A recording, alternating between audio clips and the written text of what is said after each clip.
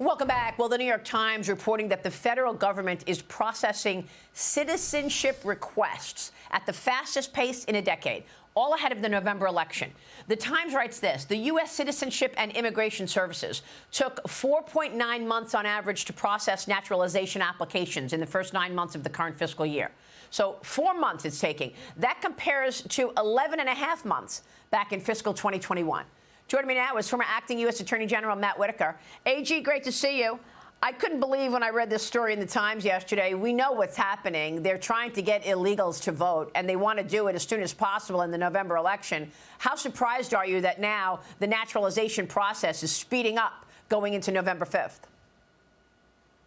Yeah, I'm not surprised, and it's good to be with you, Maria. I mean, obviously, this entire policy that was adopted by Joe Biden and Kamala Harris has been a cynical attempt to do two things. One, to prop up the economy by injecting another, 10 or 15 million people into the U.S. economy. And now that we're seeing the part two of their plan, and that is to make these folks as quickly as possible U.S. citizens so they can vote in November. It's incredibly cynical. I mean, is there anything that, anybody can do about this? I mean, the current sitting Attorney General, Merrick Garland, said that he is going to vow to stop voter ID. So you can't even have a voter ID to go vote, and you've got 10 million illegals in the country. They're giving them driver's licenses. A lot of people say they get registration forms to become a voter.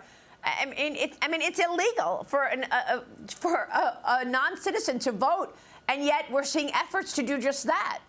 Do we just sit back and watch? Yeah, and in states where the Secretary of State and the people that protect the voter rolls are paying attention, they're having to kick off thousands of illegally registered aliens. And so, the tools are mostly at the federal government. And if you have an attorney general and U.S. attorneys that don't have the intellectual curiosity to make sure that our voting is safe, you, of course, are going to have folks that should not vote in the election. And then, as we found out 4 years ago, you just can't unring that bell, and it's very concerning. And we need secretaries of state and attorneys general in every state to step up where the federal government's failing.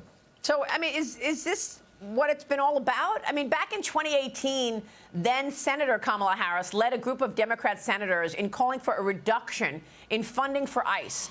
She rejected the appropriations entirely for additional Border Patrol agents and border wall construction. It was very clear that she wanted an open border. And then in 2019, Harris visited a migrant facility in Homestead, Florida. She campaigned for her 2020 presidential election then, and she told Fox News White House correspondent Peter Doocy where she stands on migrant deportations. Watch this. What is the difference, the way that you see it, between the children and the parents? Because I know last night there was wide support from all the candidates to not target the parents for deportation if there's not another crime. Is there a difference, the way that you see the children versus the parents? Of course. I mean, in terms of they are children. They are children.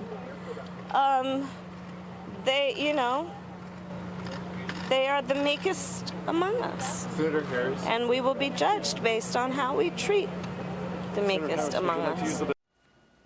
Unfortunately, children are being exploited by drug cartels. Harris's running mate, Minnesota Governor Tim Walz, meanwhile, reportedly opened up his state to Somali migrants, despite concerns over the Somali gangs. A Minnesota nonprofit, American Experiment, also said that the state accounts for 25% of all ISIS recruits in the country. I mean, this is pretty incredible stuff, AJ. It is, and the terrorism warning lights are flashing red right now. We see the heightened risk like we haven't seen since 9/11.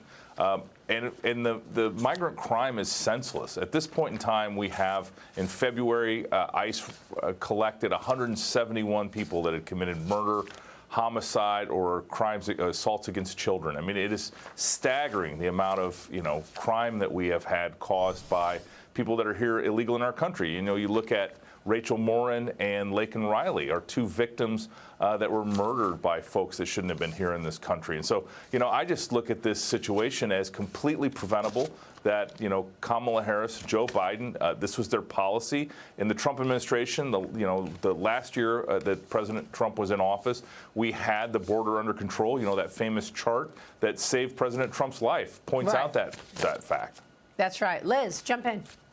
Something that worries me, going back to this issue of people voting illegally, is Michigan passed a law that severely restricts recounts because of fraud allegations. I don't know if other states have done this. This kind of made a little bit of news, which is why it was, known to people. But that seems really concerning to me. As you said, once the vote is in, it's very hard to go back, but it's almost impossible if states like Michigan with Democrat governors begin passing laws restricting the ability to do so.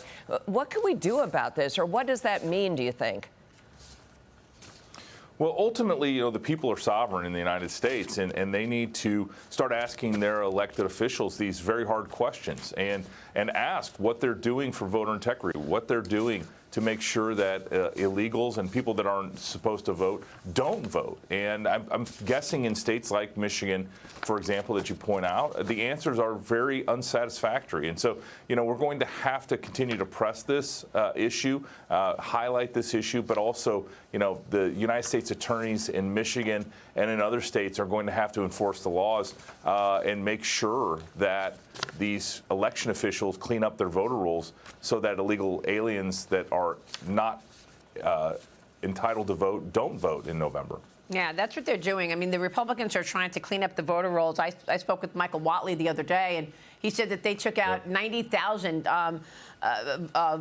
quote-unquote voters, which were inactive for so many years, and they don't know if they're dead, if they're even active. So they did remove. So this is an active, ongoing thing going on right now, that they're trying to clean up the voter rolls. But a leaked border memo, it was a Border Patrol memo, revealed that Border Patrol agents arrested a Palestinian migrant on the terrorist watch list at the southern border in New Mexico on Monday. This happened just Monday. It's not known which terrorist organization that he's affiliated with, but he's listed on the watch list for using explosives and arms. This is the fourth suspected Palestinian terrorist caught at the southern border in less than a month. And there have been over 1,700 encounters of migrants on the terrorist watch list at our country's border since 2021, AJ. I mean, how is this possible? And these are just the ones we know of, right? I mean, 359 on the watch list just in fiscal year 2024 that we know of. Yeah, and 99 of those were paroled into the country in the last year and allowed to come into the United States. I think if you're a terrorist organization, you would, of course, exploit the United States of America's weak immigration enforcement system and hope that you can do harm on the United States. We are the #1 target for these terrorist acts, and obviously our strong support of the country of Israel has brought new attention from Palestinian terrorists and Hamas and the like. But this is something that we just we're spending way too much time and money with the FBI and other groups trying to track down these folks that are already in our country instead of preventing them coming from in the first place. And with over 2 million known gotaways and who knows how many unknown folks, you can imagine that right now we have a lot of people on our streets in the United States of America that want to do us harm. That all you can do right now is pray that the FBI is doing their best job, because we are so vulnerable that it is almost incomprehensible what this Biden-Harris administration has done. And Christopher Wray has said this multiple times in hearings and on the record briefings, that he's worried about a 9/11 type attack because partly of the open border and what you just said, what's going on in the Middle East. AG, we'll be watching. We hope to talk with you along the way. We so appreciate your time this morning, sir. Thank you.